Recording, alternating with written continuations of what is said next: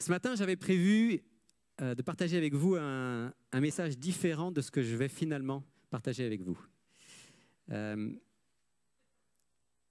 me suis réveillé hier matin et ma femme m'a demandé, elle m'a dit t'es au courant de ce qui s'est passé en France? Et je n'étais pas du tout au courant. La veille, j'avais eu des activités jusqu'à assez tard, je n'ai pas du tout suivi. Alors, hier matin, j'ai été un peu voir sur Internet ce qui s'était passé, j'ai compris ce qui s'était passé. Et ça m'a donné le désir de partager avec vous quelque chose, un message sur le thème de la paix. Je pense que j'ai plus besoin de celui-là. Est-ce que vous m'entendez si je parle comme ça? Ok, alors j'ai plus besoin de celui-là. Je vais l'enlever. Un message sur la paix. Et le moins qu'on puisse dire, c'est que la paix n'est pas au rendez-vous dans notre monde aujourd'hui. Les images qui sont véhiculées par les médias ces derniers jours, ces dernières semaines, on pourrait dire, sont des images de violence, de conflits, de guerre. J'ai été jeter un coup d'œil, on dit qu'à l'heure actuelle, il y a au moins 40 conflits armés dans le monde. Et on estime que ces conflits armés, l'an passé, ont fait environ 200 000 morts. Ça donne une idée de l'état de notre planète.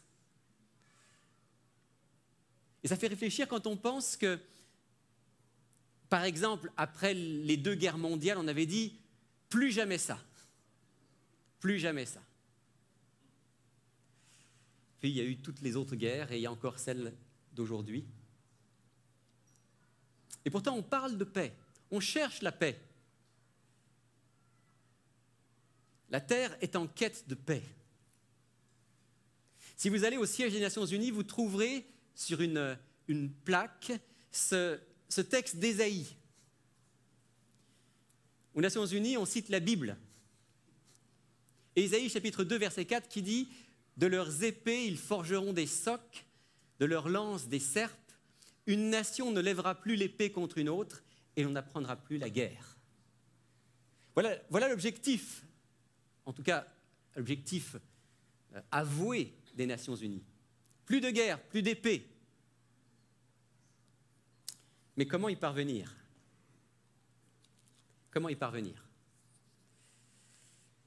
En fait, dans les jours qui ont précédé son arrestation, sa condamnation, sa mort, Jésus a fait une promesse, une grande promesse, qu'on trouve dans l'Évangile selon Jean, chapitre 14, et au verset 27. Jésus a dit ceci: « Je vous laisse la paix, je vous donne ma paix. Je ne donne pas comme le monde donne, que votre cœur ne se trouble pas et ne s'alarme pas. » Et je voudrais réfléchir avec vous ce matin sur ce verset, sur quelques implications de ce verset. Et d'abord sur ce que j'ai souligné ici, Jésus dit « Je ne donne pas comme le monde donne ». Et il parle de la paix. Alors je me suis posé la question, le monde cherche la paix, parfois il offre la paix. On pourrait dire que jusqu'à un certain point, nous vivons dans un pays en paix.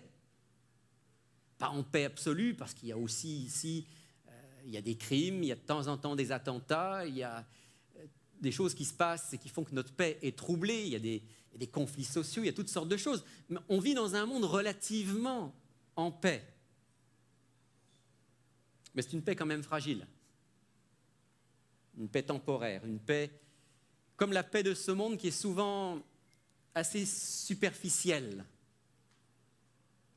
Comment le monde donne-t-il la paix? Comment cherche-t-il la paix? Puisque Jésus dit « Moi, je ne vous donne pas comme le monde donne ». Sur quelle base est-ce que le monde cherche à établir la paix?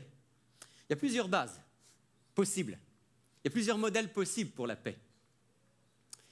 Un modèle possible de paix auquel Jésus pensait peut-être quand il a fait cette citation, c'est celui-ci. Vous savez qu'à l'époque de Jésus, il y avait ce qu'on appelle en latin la Pax Romana. la paix romaine. Qu'est-ce que c'était la paix romaine?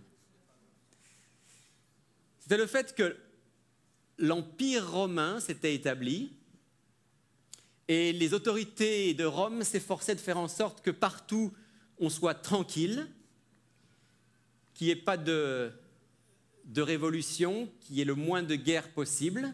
Et dès qu'il y avait une révolte, qu'est-ce qu'on faisait? On l'écrasait.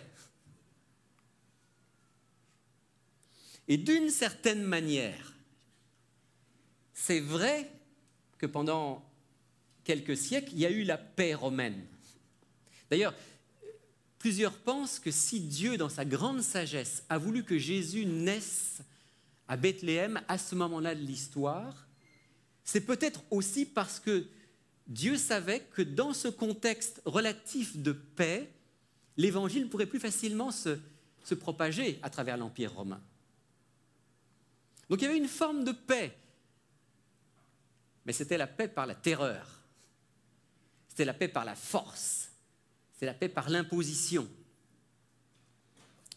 Jésus a parlé de ce type de paix et de ce type de direction parmi les grands de ce monde dans l'Évangile selon Luc au chapitre 22, et je vais lire le verset 25 avec vous. Luc 22, verset 25, Jésus leur dit: « Les rois des nations les dominent, et ceux qui ont autorité sur elles se font appeler bienfaiteurs. » Vous avez remarqué, les rois des nations, qu'est-ce qu'ils font? Ils les dominent.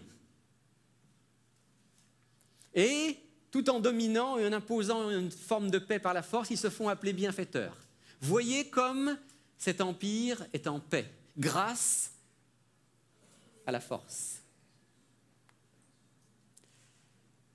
Cette forme de paix se fait au détriment de la liberté individuelle, de la liberté de conscience. Elle se fait sans aucun respect des personnes, souvent sans justice. Et ce n'est certainement pas la paix de Jésus, la paix dont Jésus parle. Alors il y a la paix par la force, mais il y a d'autres types de paix que les hommes essayent de construire. Une autre type de paix, c'est la paix par la prospérité économique. Qu'est-ce que j'entends par là? Ce n'est pas une mauvaise chose, la prospérité économique en soi. L'idée, c'est que si le peuple est à l'aise, relativement confortable, s'il a tout ce dont il a besoin matériellement, ça va être tranquille. On va être occupé par nos travaux, par notre matériel, par notre confort, par nos plaisirs, par nos loisirs. On n'aura pas de temps ni d'énergie à mettre dans la guerre, dans des conflits. Et ça donne une forme relative de paix. Bien que, dans ce contexte-là, ce qui est intéressant, c'est que la guerre plutôt se déplace. La guerre devient, par exemple, la guerre économique. La guerre prend une forme politique, parfois une forme sociale, parfois même sportive.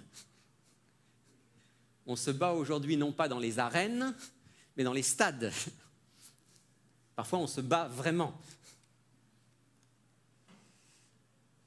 Autrement dit, il y a une forme de paix, mais c'est encore une fois une paix illusoire, une paix qui amène d'autres types de guerres et de conflits.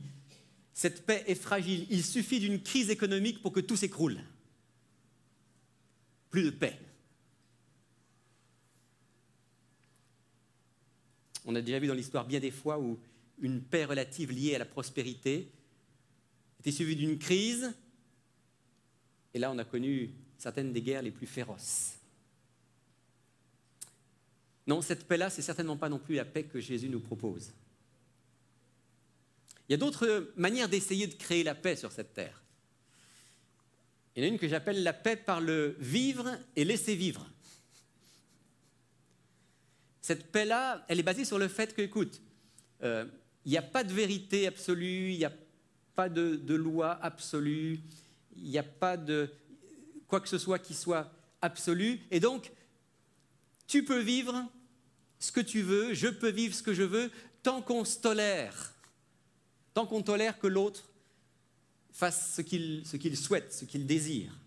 Si on réduit les absolus, si on réduit les croyances, si on réduit les convictions fortes, si on laisse à chacun sa vérité, son choix, son style de vie, si la valeur suprême c'est la tolérance, on devrait bien approcher de la paix. C'est quelque chose qui est très contemporain, cette manière de...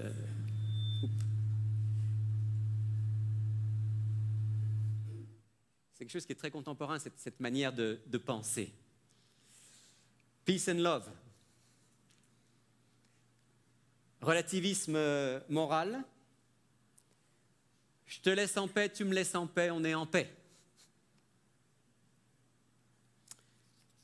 Mais c'est une paix qui est en fait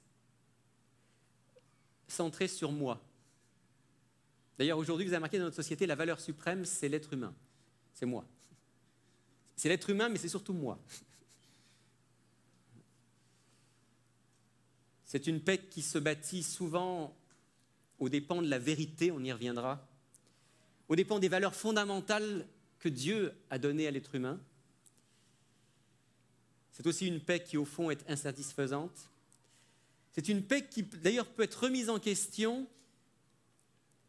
si jamais quelqu'un ne rentre pas dans le moule de la tolérance. C'est ce qu'on appelle parfois l'intolérance de la tolérance.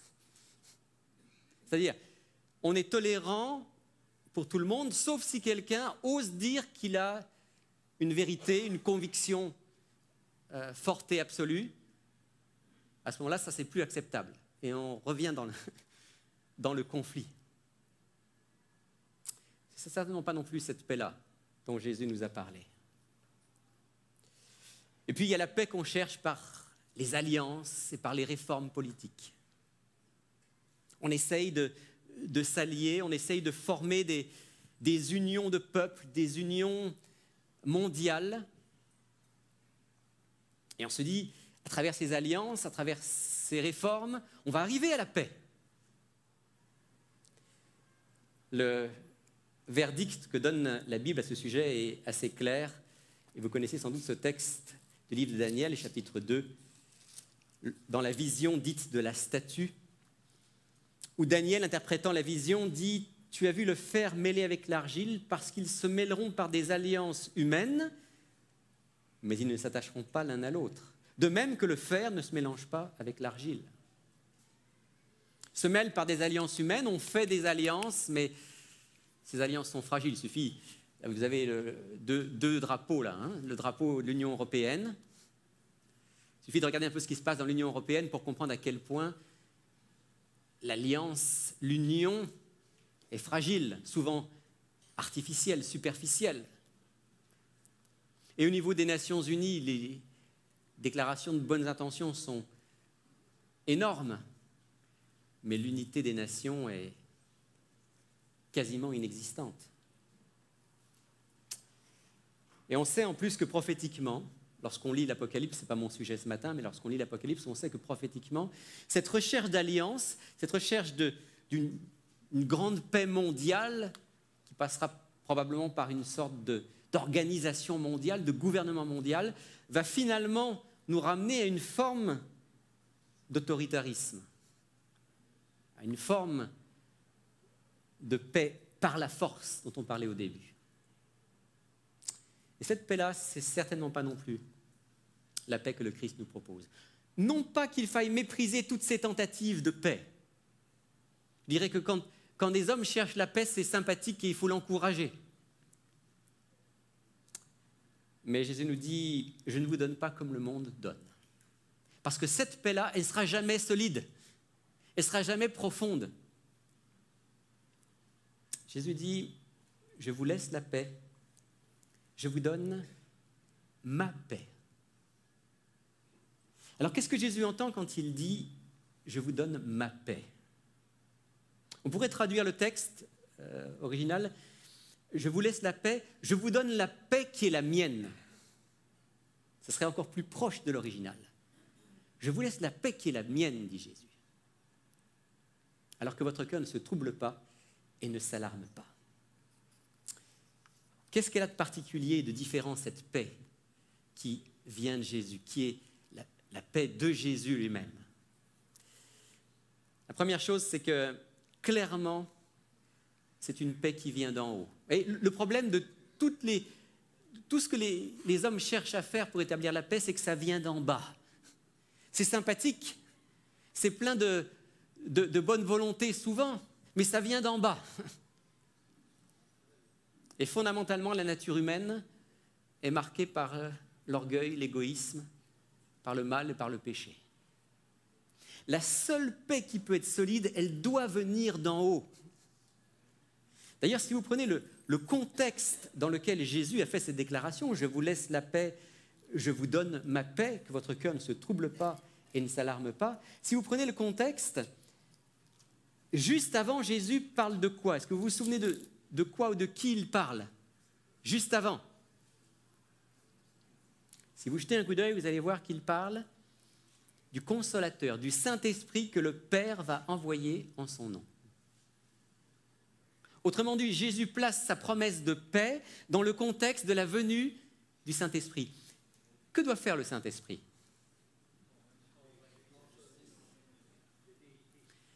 Le Saint-Esprit doit agir dans le cœur, dans l'âme, dans l'esprit des êtres humains. Donc c'est une paix qui ne peut venir, dit Jésus, ma paix ne peut venir que d'en haut, que du Saint-Esprit agissant dans les cœurs.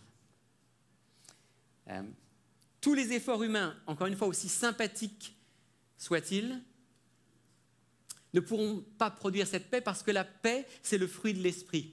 Vous vous souvenez du texte de Galates, chapitre 5, verset 22, le fruit de l'esprit, c'est l'amour, la joie, la paix.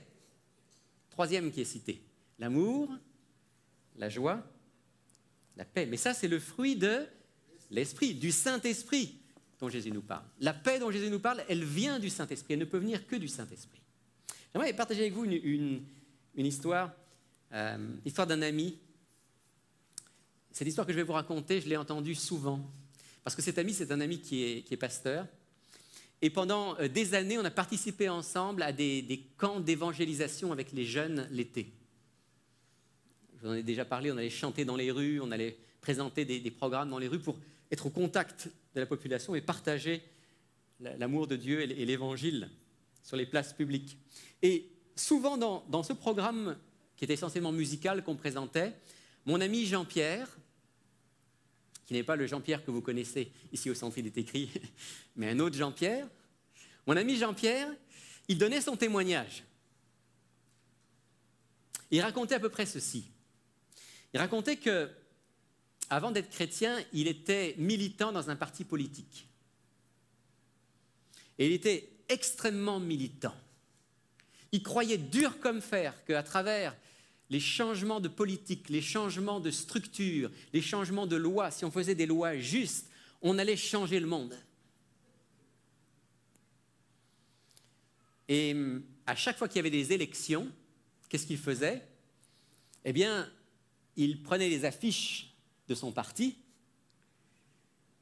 et il allait les coller partout où on pouvait en coller. Vous savez qu'il y a toujours des murs à certains endroits qu'on peut remplir d'affiches. C'est un homme, ça a toujours été un passionné et quelqu'un qui avait un grand idéal. En fait, il était dans ce parti politique vraiment par idéal, avec la forte conviction que son parti, c'était le bon. C'était celui qui allait changer la société. Et il raconte qu'un jour, campagne électorale, il va à un endroit où il y avait un grand mur, il savait qu'on pouvait mettre des affiches, et il commence, il met la colle, et puis on met les affiches et on en met plusieurs. Il regarde, il est satisfait de ce qu'il a fait, il s'en va, il passe de l'autre côté de la rue, et puis il se retourne, et il voit quelqu'un. Il voit quelqu'un d'un autre parti politique qui arrive et qui est en train de décoller son affiche pour la remplacer par une autre affiche. Alors il est là, de l'autre côté, il le voit, et alors il sent monter en lui une colère, une haine. C'est mon affiche, je l'ai collée. Tu ne peux pas la décoller. Et ils sont montés en lui, ils disent, je veux lui mettre une raclée. Et il raconte qu'à ce moment-là, il a comme entendu une voix en lui qui lui disait ceci. Jean-Pierre, est-ce que tu vois la rage, la haine qu'il y a en toi? Est-ce que tu te rends compte de la dose de colère et de violence qu'il y a en toi? Jean-Pierre, tu veux changer le monde? Ce n'est pas le monde qui doit changer. C'est toi qui dois changer. Et quand il a entendu cette voix qui lui disait « c'est toi qui dois changer », c'était le début de sa réflexion qui l'a amené finalement à une réflexion spirituelle et à l'évangile. Et ça, c'est le cœur de l'évangile, parce que la paix ne peut venir que de l'intérieur. Vous pouvez faire toutes les réformes que vous voulez, et il est incontestable qu'il y a des lois qui sont plus justes que d'autres, qu'il y a des régimes qui sont plus adéquats et plus respectueux que d'autres, il n'y a aucun doute là-dessus. Mais vous pouvez faire toutes les réformes politiques, sociales, économiques que vous voulez. S'il n'y a pas la transformation intérieure, il n'y aura jamais la paix. Jamais. Il faut que la paix ait lieu d'abord dans le cœur. C'est la raison pour laquelle la vraie paix, celle que Jésus appelle ma paix, c'est d'abord une paix avec Dieu. C'est d'abord une paix avec Dieu. Dans Romains chapitre 5, verset 1er, je pensais avoir le texte, mais je vais le lire avec vous. Dans Romains chapitre 5, verset 1er, l'apôtre Paul nous dit « Étant donc justifiés par la foi, nous avons la paix avec Dieu par notre Seigneur Jésus-Christ. » Étant donc justifiés par la foi, c'est-à-dire, ça veut dire quoi justifié par la foi? Ça veut dire considéré comme juste par notre Dieu, pardonné, purifié, parce que nous lui faisons confiance. Justifié par la foi, nous avons la paix avec Dieu. Parce qu'il n'y a plus le combat intérieur. Il n'y a plus ce combat intérieur entre le péché qui domine sur nous et notre désir de faire le bien. Dieu nous pardonne et nous libère. La vraie paix, c'est d'abord une paix avec Dieu. J'aime cette citation du livre Une vie meilleure qui dit ceci. Jésus est le prince de la paix. Il a pour mission de rendre à la terre et au ciel la paix que le péché en a bannie. Et cite ce verset, étant donc justifiés par la foi, nous avons la paix avec Dieu par notre Seigneur Jésus-Christ. Quiconque consent à renoncer au péché et à ouvrir son cœur à l'amour de Dieu participe à cette paix céleste. Cette paix ne peut s'obtenir par aucun autre moyen. Reçue dans une âme, la grâce de Dieu apaise le combat et remplit le cœur d'amour. Cette paix ne peut s'obtenir par aucun autre moyen. Seule la grâce de Dieu, seul l'amour de Dieu, seul ce que Jésus a accompli pour nous et le pardon de nos fautes et la vie nouvelle, seule cette transformation intérieure peut donner la paix. C'est ça que mon ami Jean-Pierre était en train de découvrir là, quand il regardait son concurrent en train de décoller l'affiche. C'est qu'il ne pouvait rien faire s'il ne trouvait pas la paix à l'intérieur. Et cette paix, c'est Jésus. C'est pour ça que Jésus dit « Je vous laisse ma paix », la paix qui est la mienne. C'est moi qui vous la donne. Par la réconciliation que je vous accorde avec mon Père du ciel. Et vous savez quoi? La paix de Jésus, c'est une paix qui va se traduire par la paix envers les autres.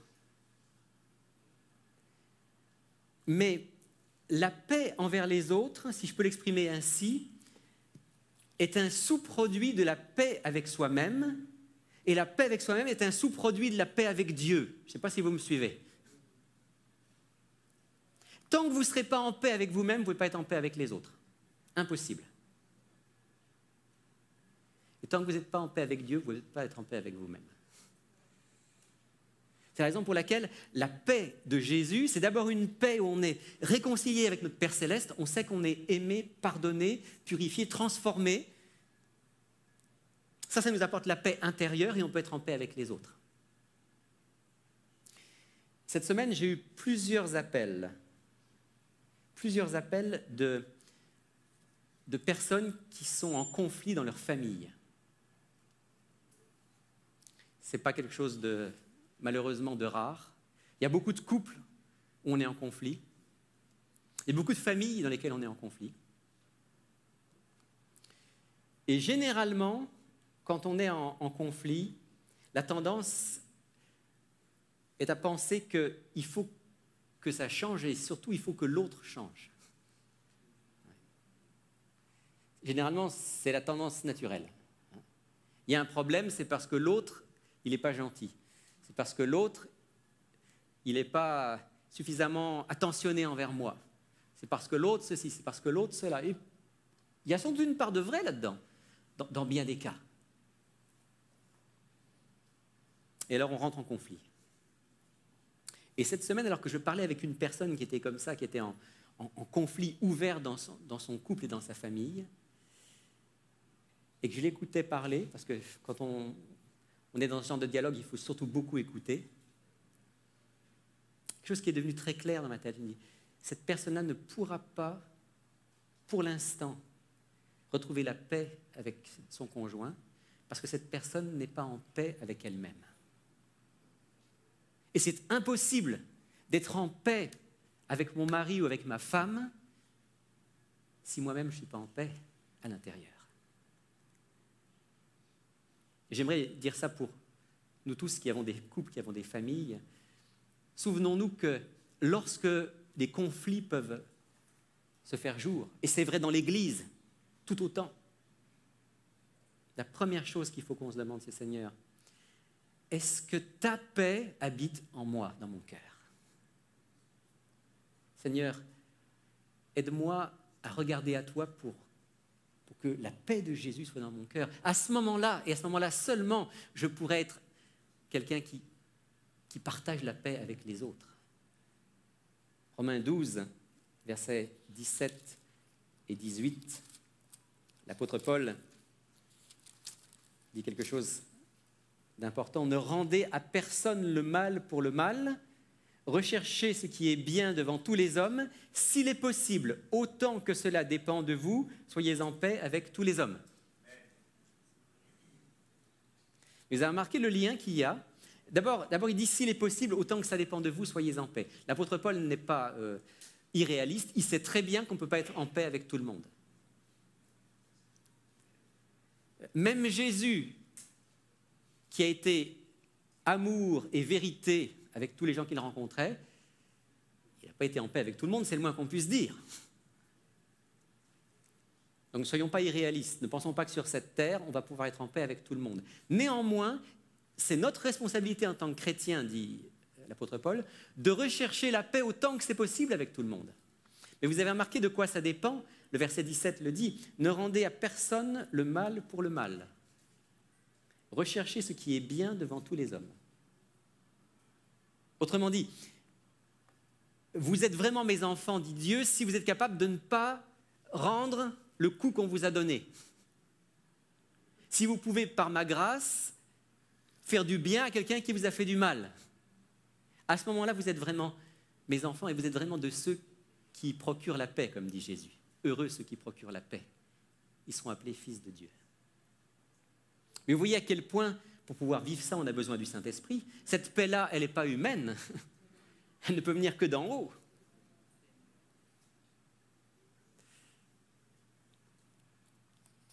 Et puis c'est une paix aussi, et il faut le dire, tant que nous serons sur cette terre, c'est une paix au sein de la souffrance.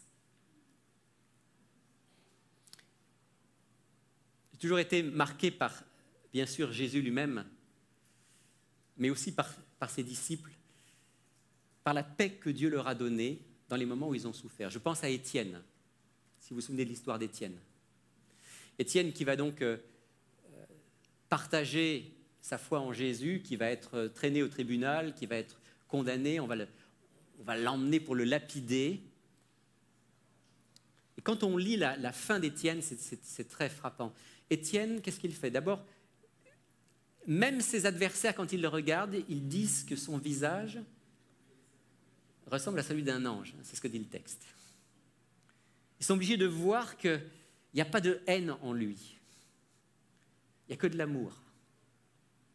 Et la preuve qu'il n'y a que de l'amour, c'est qu'alors qu'il est en train de mourir, qu'il reçoit les pierres qui le lapident, il prie, il dit « Père, ne leur impute pas ce péché. » Autrement dit, il prie pour ceux qui sont en train de le lapider. Cette paix-là, et je redis ce qu'il y a tout à l'heure, cette paix-là ne peut venir que d'en haut. Elle ne peut venir que d'en haut. C'est la paix de Jésus, c'est ma paix, dit Jésus. Jésus a dit, je ne suis pas venu, dans un autre texte, je ne suis pas venu apporter la paix, mais l'épée. Qu'est-ce que ça veut dire? Non pas que les chrétiens doivent sortir leur épée et se battre. Il a dit à Pierre, rentre ton épée dans le fourreau. Celui qui prendra l'épée périra par l'épée. Mais quand Jésus dit, je ne suis pas venu apporter la paix, mais l'épée, il précise en disant, il y aura une division entre le Père et le Fils, entre la mère et la fille. Autrement dit, si vous voulez vraiment être mes disciples fidèles, vous ferez face à de l'opposition, vous ferez face à de la persécution. Mais dans ce conflit, dans cette souffrance, je vous donnerai ma paix. J'ai lu souvent l'histoire de ceux qu'on appelle les martyrs. Il y en a eu des martyrs chrétiens à travers toute l'histoire. Et j'étais frappé de voir à quel point Jésus a accompli sa promesse lorsqu'il dit « Je vous laisse la paix, je vous donne la paix qui est la mienne ». Combien d'hommes et de femmes sont morts en martyrs en bénissant ceux qui étaient en train de les tuer, en priant pour eux et en demandant à Dieu de rester fidèle. Ça, c'est une marque de la vraie paix, la paix qui vient de Dieu. C'est la paix de Dieu dont l'apôtre Paul dit qu'elle surpasse toute intelligence, c'est-à-dire qu'elle dépasse la compréhension humaine. Elle gardera nos cœurs et nos pensées en Jésus-Christ. Voilà ce que disait un témoin de la mort de Jean Hus et de Jérôme de Prague. Ces deux hommes-là, vous en avez entendu parler, si vous avez lu le livre « La tragédie des siècles », on en parle. Ce sont deux réformateurs, deux pré-réformateurs, comme on les appelle parfois, qui vivaient dans une région qui serait aujourd'hui, si vous voulez, la République tchèque ou la Slovaquie. Ces deux hommes-là ont payé de leur vie leur fidélité envers Dieu. Voilà ce que disait un de ceux qui les a condamnés.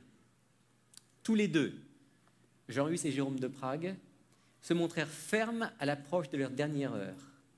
Ils se préparèrent pour le feu comme ils l'auraient fait pour assister à une noce.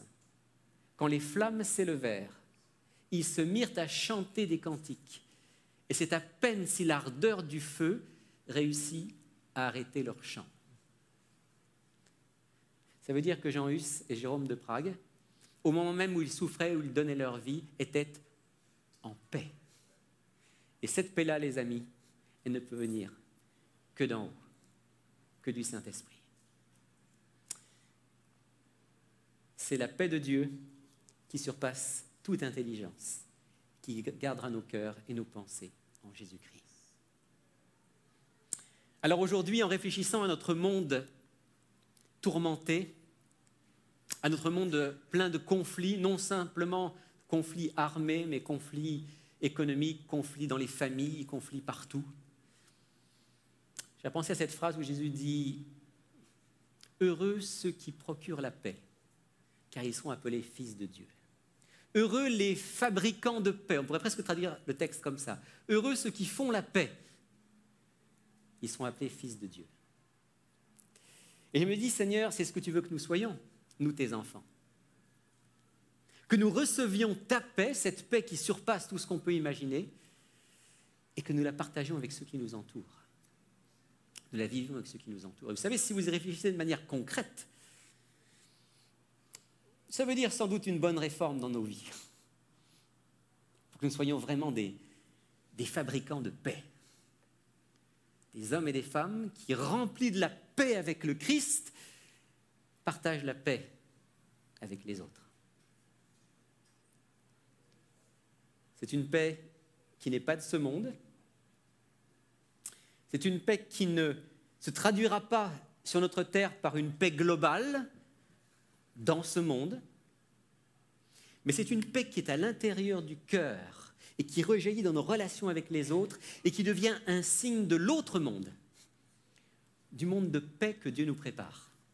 Parce que le monde de paix existe, vous le savez. On l'a chanté tout à l'heure. Le monde de paix où Dieu sera celui qui mettra dans le cœur de chacun l'amour et la paix, ce monde-là existe, il vient.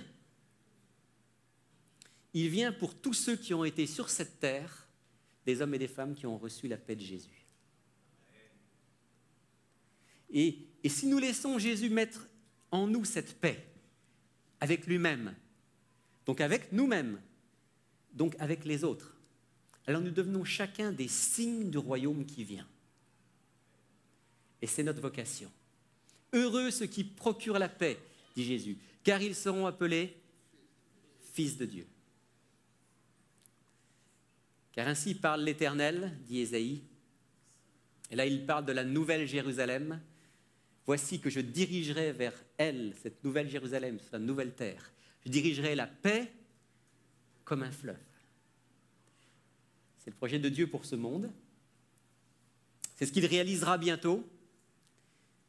Que Dieu permette que ce soit avec nous qui aurons été dès maintenant ses enfants, parce que nous aurons été des enfants de paix, qui ont reçu sa paix et qui ont procuré la paix. Et pour terminer ce service de culte, j'aimerais qu'on puisse chanter ensemble que la paix de Dieu reste dans nos cœurs. Ce sera notre prière pour terminer ce service de culte. Que la paix de Dieu, celle qui vient de Jésus et de Jésus seul, puisse être dans nos cœurs et puisse y demeurer. Je vous invite à chanter ensemble. Que la paix de Dieu reste dans nos cœurs.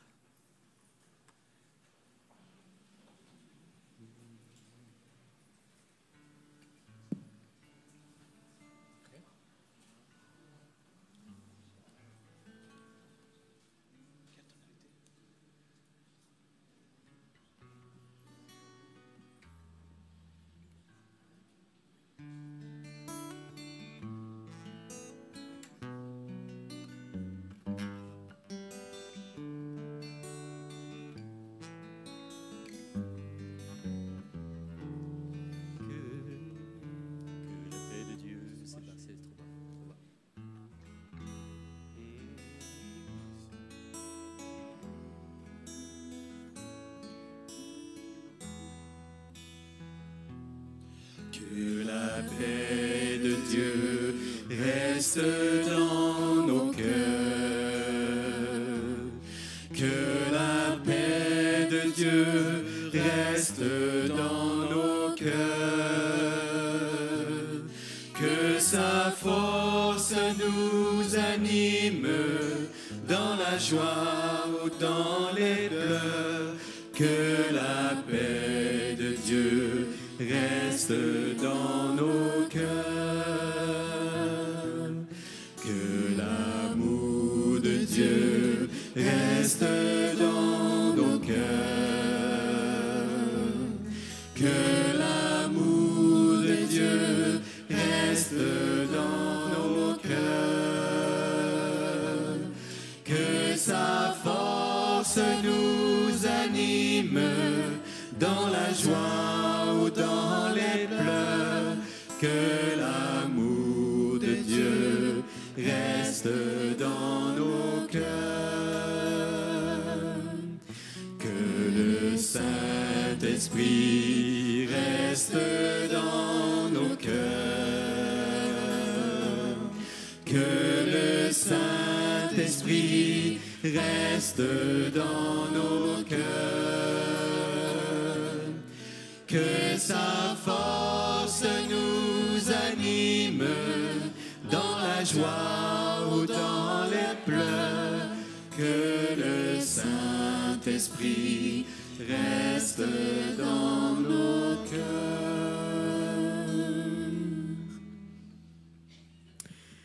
Oui, Seigneur Jésus, que la paix, que ta paix reste dans nos cœurs. Tu nous as rappelé ce matin que cette paix-là ne peut pas venir de nous-mêmes parce que nos cœurs humains sont marqués par l'égoïsme, par l'orgueil, par l'injustice, par toutes sortes de choses qui empêcheront la paix. Mais si, Seigneur, on se tourne vers toi chaque jour, si on reconnaît notre incapacité par nous-mêmes, mais si on s'accroche à toi et qu'on reçoit ton amour, ton pardon, ta paix, alors elle pourra couler comme un fleuve à travers nous pour faire du bien à ceux qui nous entourent. Notre prière ce matin, Seigneur, c'est que tu fasses de nous des ouvriers de paix. Des ouvriers de paix dans notre famille, des ouvriers de paix dans notre église, des ouvriers de paix à notre travail, des ouvriers de paix avec nos amis et avec nos ennemis, des ouvriers de paix partout où tu nous places, Seigneur. Que dans ce monde, nous puissions être de signes de ton royaume qui vient. Pardonne-nous toutes les fois, Seigneur, où nous avons laissé encore la colère, l'orgueil, l'égoïsme prendre le dessus. Pardonne-nous, Seigneur, purifie-nous, change nos cœurs.